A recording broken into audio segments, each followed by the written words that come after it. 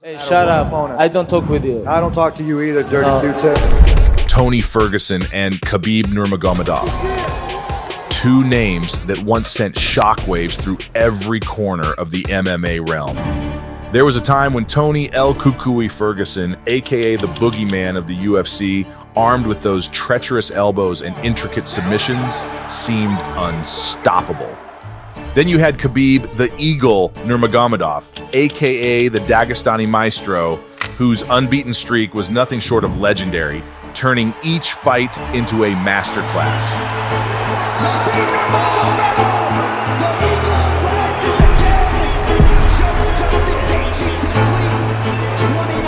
While Khabib retired at his peak, leaving behind an unmatched legacy, Tony, once a feared fighter, has found himself on a slippery slope.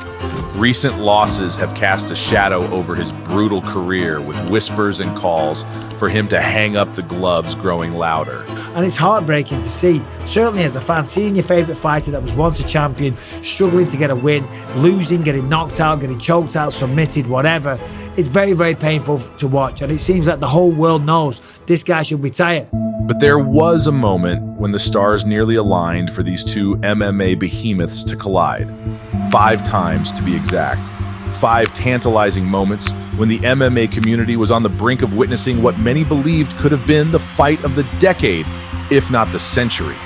The hype is real. You better be there, Khabib. Like fighter, I respect him. But like human being, I don't understand this guy. He a little bit stupid without his mind, you know? A little bit stupid guy, honestly. Like I don't understand. And today, we're journeying back to explore the mystique of the most anticipated bout that never graced the octagon. This is the story behind the most cursed rivalry in UFC history.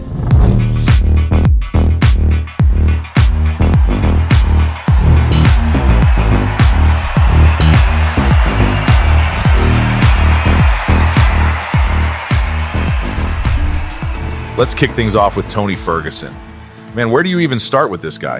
From his early days, it was evident that Tony was a different breed. He steamrolled through the Ultimate Fighter 13, taking the W like it was no biggie. Since you are the Ultimate Fighter, you win the 6-figure contract. But anyone who's followed his career knows that the Ultimate Fighter win was just Tony warming up. He went on to face some real threats in the division, including Kevin Lee. Remember that fight? It wasn't just about the interim UFC lightweight championship on the line. It was about pride, grit, and showing the world what he was made of. And boy, did he show it. Tony Ferguson is the UFC interim lightweight champion of the world. Between 2013 and 2019, Tony was on a tear, winning fights left and right. 12 straight if you're counting. Tony Ferguson. Tony Ferguson's an animal. An animal. Like that. He's the scariest guy at 155 in my word. I agree. His fights weren't just wins, they were performances. Those razor-sharp elbows, the fluidity in his grappling, and of course the Darce choke, which became sort of his signature move. And he could hit that Darce from any position. Everyone watching knew one thing: Tony was at the top of his game. And he's become so unorthodox on his feet, on the ground. He's pulling guard, flying Imanars. He's all over the place. He's doing gymnastics. He's doing flips. He's doing. Now, on the flip side, you've got Khabib Nurmagomedov. Saying this dude is impressive is like saying space is kind of big. It's a huge understatement. You know, we talk about the GOAT very often. Khabib he has the most dominant career of all martial arts. Hailing from Dagestan, Khabib's upbringing was no joke. The stories of his early training days are legendary. For Khabib, wrestling bears in his childhood was just part of the routine. When he entered the UFC and started racking up wins, it was clear that he wasn't just another fighter. He was the fighter. A pristine 29 wins and 0 losses record in this sport is almost unheard of. Think about that for a second. 29 professional fighters stepped into the cage with this guy, and all 29 tasted defeat. When he schooled Ally Aquina for the UFC Lightweight Championship, it wasn't a surprise. And his title defenses, pure art. Whether it was taking down McGregor, Poirier, or Gaethje, he made it look easy, like he was just going through the motions. So here you have it. Tony, an unpredictable force of nature, and Khabib, a grounded, methodical machine. It felt like destiny. These two were bound to clash, right? The energy, the hype, the pure thrill of imagining these two inside the same cage was giving everyone goosebumps. Every MMA chat, podcast, and forum was buzzing with anticipation. It was the wet dream bout of every UFC fan. But you know how it goes. Life, destiny, God, Allah, or whatever you want to call it, sometimes throws you a curveball. This epic collision, despite being on the cards multiple times, always seemed to slip through our fingers. It was like waiting for an epic movie, but the release date kept getting pushed back. Over the span of just a few years, fight fans had their hopes skyrocketed and crushed not once, not twice, but a whopping 5 times. Here's a detailed walkthrough of each of those ill-fated matchups.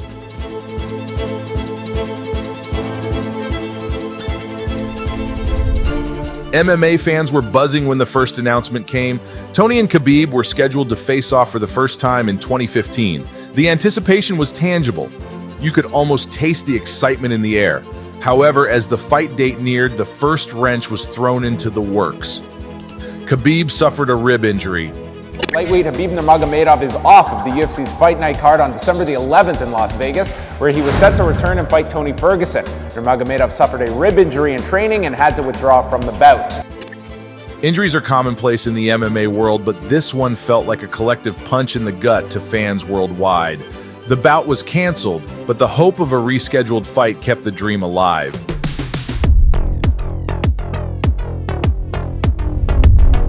The sting from the first cancellation was still fresh, but when the fight was rebooked for 2016, a rejuvenated wave of excitement swept over the UFC community.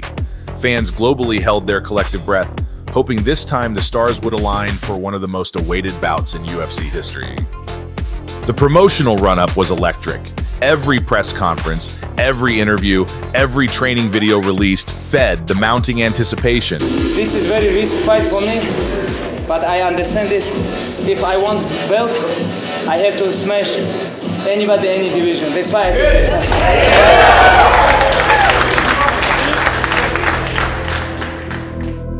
fight. Both Tony and Khabib looked primed, physically and mentally, and fans were ready to bear witness to an epic showdown. However, in a cruel twist of fate, Tony encountered unexpected health issues. Specifically, a doctor found blood in his lung.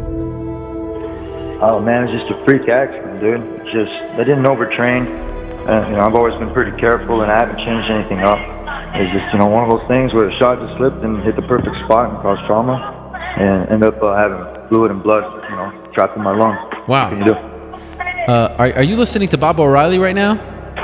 Yeah, I got my music in the background. It's like you're preparing for your... It's never easy for an athlete, especially a fighter, to step back, acknowledging that their body isn't ready.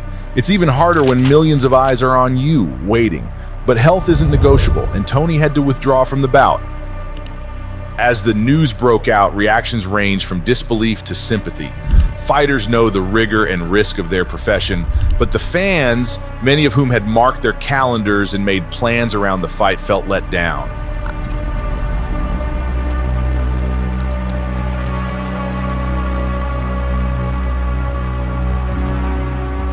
He pulled out. He have to shut up now. But he talked too much. I asked him like May, June, something like this. But I training for this fight 4 months. I cannot wait 2 more months because.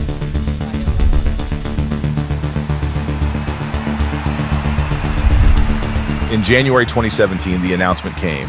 Ferguson versus Nurmagomedov was set for a third time. As news broke of their rescheduled bout, the MMA community buzzed with a mix of hope and trepidation. You're just hours away. Whoa, and Tony Ferguson legitimately scared me right there with that one. That was intense. Everyone on pins and needles. Tony Ferguson. Their rivalry had taken on an almost mythical quality. Tony Ferguson, Khabib Nurmagomedov. Holy shit. Holy shit. That's just a couple weeks away. That's going to Are be you rad. kidding me? Are you going to be there for that, Eddie? Hell yeah. It was no longer just about two of the most talented fighters in the world.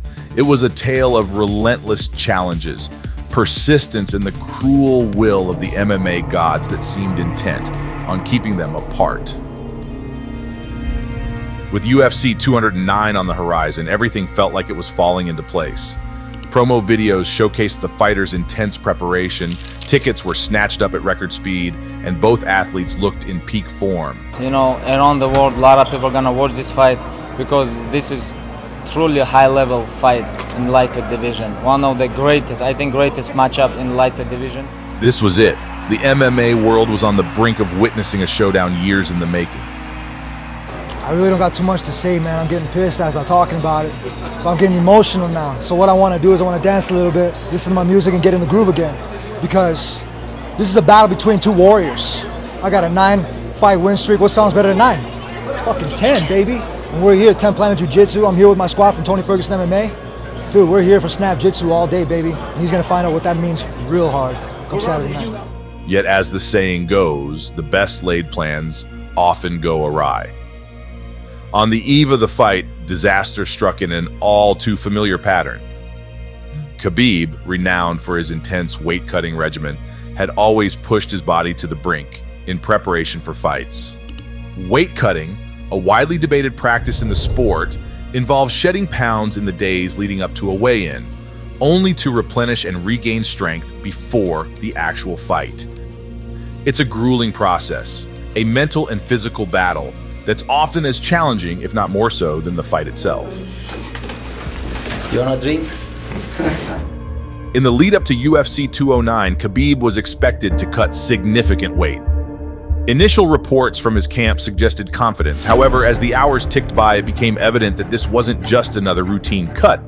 Khabib was visibly struggling, and rumors began spreading about potential complications. Yeah, have fun with that weight cut. Suck in there. Conditioning sucks.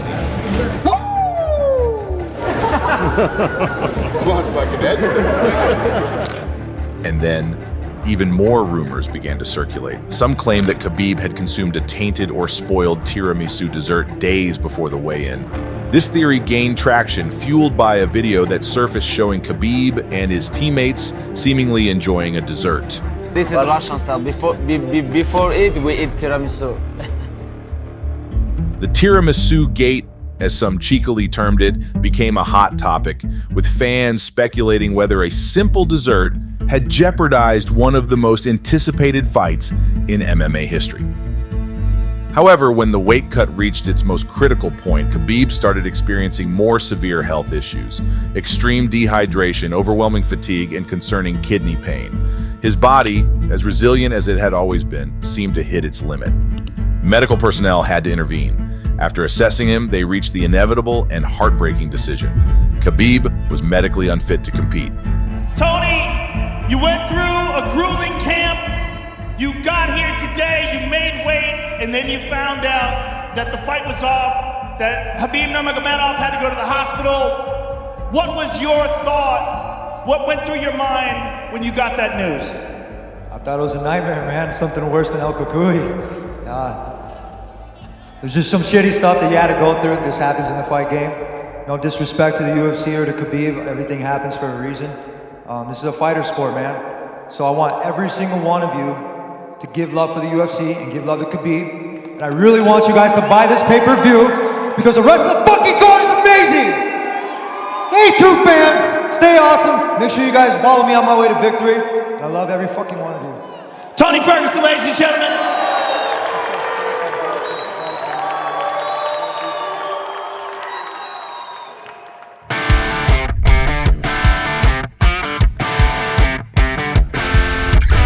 As the calendar pages turned to 2018, fans dared to hope once again. The news broke. Ferguson versus Nurmagomedov was on the docket for UFC 223. The pre-fight promotions were intense. The air was thick with excitement as fans eagerly awaited what was being dubbed the fight of the century. Every interview, every training snippet, every social media post only stoked the flames of anticipation. But as had become almost customary in this matchup's history, the MMA gods had other plans. Just days before the fight, Tony experienced what can only be described as one of the most unforeseen mishaps in MMA history. While attending a media event, he tripped over a studio cable, causing significant damage to his knee. It wasn't a formidable opponent strike or a rigorous training mishap that derailed him, it was a stupid cable. The initial reactions ranged from disbelief to shock. Many thought it was an early April Fool's joke. Memes flooded social media, with fans humorously placing blame on the cursed cable. Twitter and Reddit were filled with fans expressing a mix of frustration, sympathy for Tony, and the kind of laughter that stems from disbelief.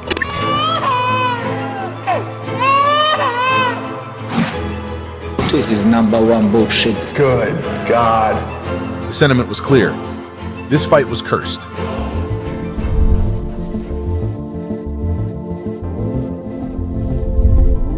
"2020 was a year unlike any other. It wasn't just the world of sports that came to a standstill, but life as we knew it." My fellow Americans, tonight I want to speak with you about our nation's unprecedented response to the coronavirus outbreak that started in China and is now spreading throughout the world. COVID-19 wasn't a storm you could simply weather, it was an unyielding hurricane, altering the course of history. In the midst of this unprecedented global challenge, the MMA community clung to some semblance of normalcy. And what better beacon of hope than the announcement of Ferguson versus Nurmagomedov for UFC 249? It was the light at the end of a tunnel, a much-needed distraction from the grim daily headlines. He's never been in a street fight, never actually been thrown into a trash can or any kind of like that. So now you're with somebody that you don't want to. I don't have to bring this. Sunglasses. In street fight, I can. You understand? No, who are you? You never fight in. You American guy. In American, you cannot fight in street. There we go. I am from real mountain. I can eat you in street fight. As fight night drew closer, preparations took on a different tone. Training camps had to adapt to quarantine measures. The usually jam-packed promotional events were streamlined, and fighters had to navigate the challenges of staying in peak physical condition while ensuring they remained virus-free. The entire dynamic of fight preparation had shifted, yet the commitment of these athletes remained unyielding. But as weeks turned into days, the world watched as borders closed, travel bans were implemented, and entire cities went into lockdown. The realization dawned on everyone. UFC 249 was in jeopardy, not because of the fighters, but because of the invisible foe that had gripped the world. Khabib, training in his native Dagestan, found himself stranded, unable to travel to the US for the bout. It was a twist that no one saw coming. Один задает вопрос, бой будет. Хороший вопрос, на который я не могу ответить, начиная уже где-то с 10 марта, наверное. 10 марта у меня нет ответа на этот вопрос. Будет бой или нет? Где будет бой и вообще будет ли? Not a knee injury, not a weight cut complication, but this time a global pandemic had put the brakes on the most anticipated fight in UFC history. This fight, so tantalizingly close so many times, seemed to be not just cursed, but cosmically so. But while Ferguson and Nurmagomedov dominated headlines, the UFC's lightweight division was a hive of activity. Fighters like Dustin Poirier, Conor McGregor, and Justin Gaethje were making waves. Their perspectives, a blend of sympathy and opportunism. Every cancellation, while a disappointment for fans, represented a chance for other fighters to step up. Interim titles, bouts rearranged at the last minute, and changes in rankings became part of this intricate web spun around the Ferguson-Nurmagomedov narrative. The implications extended beyond just one fight. They affected career trajectories, legacies, and the very dynamics of the division. As we stand today, this cursed rivalry has earned its spot in MMA folklore. Khabib has since hung up his gloves, retiring with an immaculate record and a reputation as one of the sport's GOATs. Tony, despite his recent struggles, remains an icon of the sport. His legacy defined not just by his wins, but by his resilience. Their individual stories, intertwined yet unfulfilled, reflect the capricious nature of sports. Sometimes it's the events that never happen, the dream matches that remain dreams. that capture and hold the imagination more than any actual bout. With that said, let's take it to the comments section. Who do you think would have won, Tony or Khabib?